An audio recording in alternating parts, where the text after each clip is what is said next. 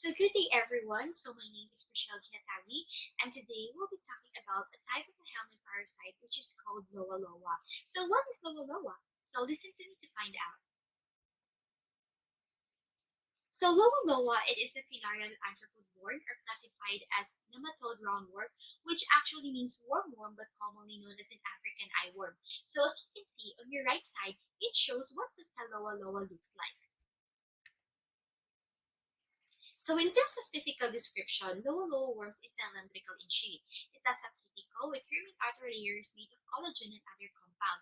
So this cuticle usually protects the nematodes so that they can ingest the digestive tract of an animal.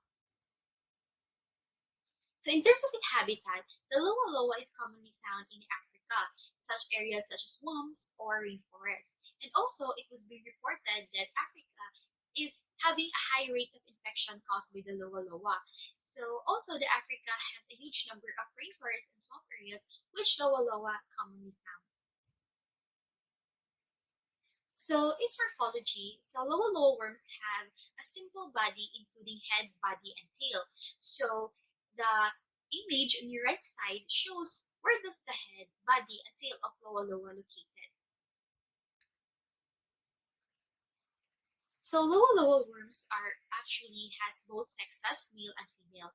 So it is sexually dimorphic since both male and female has a different physical characteristic in addition to their sexual organs. And also males are usually about 30 to 34 millimeters long, while female are usually 40 to 70 millimeters long.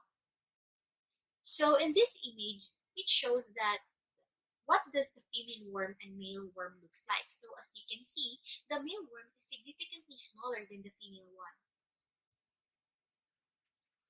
And now let's talk about what disease does Loa Loa cause. So the disease that Loa Loa causes is called Loa Loa filariasis. So Loa Loa filariasis is also known as Loiasis and African eyeworm is a type of skin and eye diseases caused by the Loa Loa parasite. So its definitive host is actually humans, and its intermediate host, or also called as the vector, is the fly genus Chrysops. So this is a person who has been experiencing Loiasis disease. So as you can see, the Loa Loa worm is physically seen on the eye of an infected human. So sign and symptoms. So usually a person having this kind of diseases experiences a symptomatic microphalariemia associated with episodic angioedema, also called as collar swelling in both arms and legs. So this image shows a person experiencing collar swelling. So with chronic, they can form cyst-like enlargement of the connective tissue around the sheaths of muscle tendons. So when this happens, it is very painful for a person to move, and usually it will last for 3 days and associated with skin eruption and itching. So in terms of its transmission, it can be transmitted to humans by their fly or mangrove flies through blood sucking and bee biting. So the parasites spread by their flies usually can be ingested into the skin of the human via blood meal. So they can infect the human host through their biting. So they usually hunt or take biting of humans in the daytime. Since during night they are not usually active. So receiver, so the primary receiver of this disease as or in this vector is humans.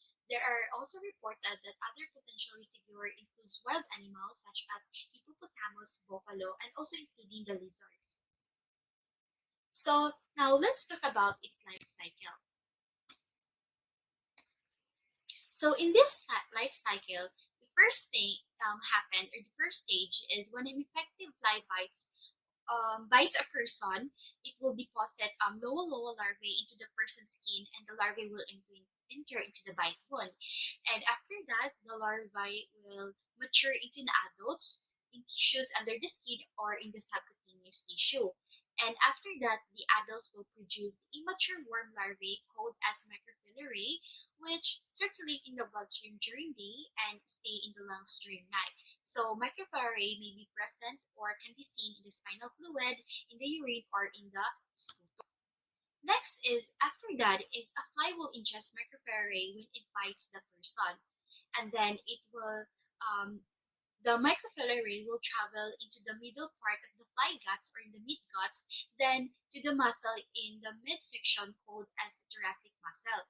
So after that, it will develop into larvae, which is the L1. After that, it will develop into L3 or another larvae.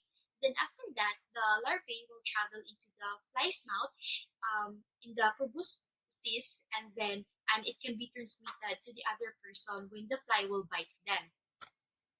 So that is the life cycle of the Loa Loa. And now let's proceed to its diagnosis.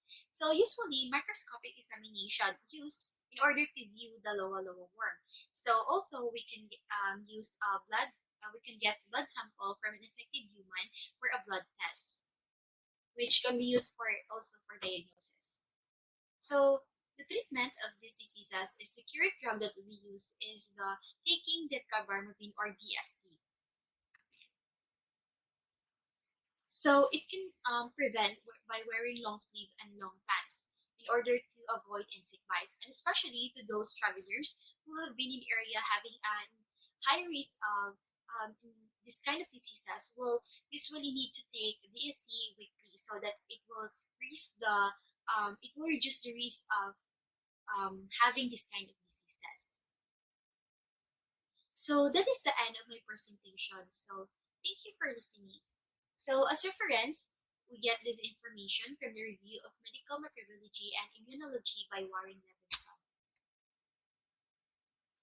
So thank you for listening and God bless.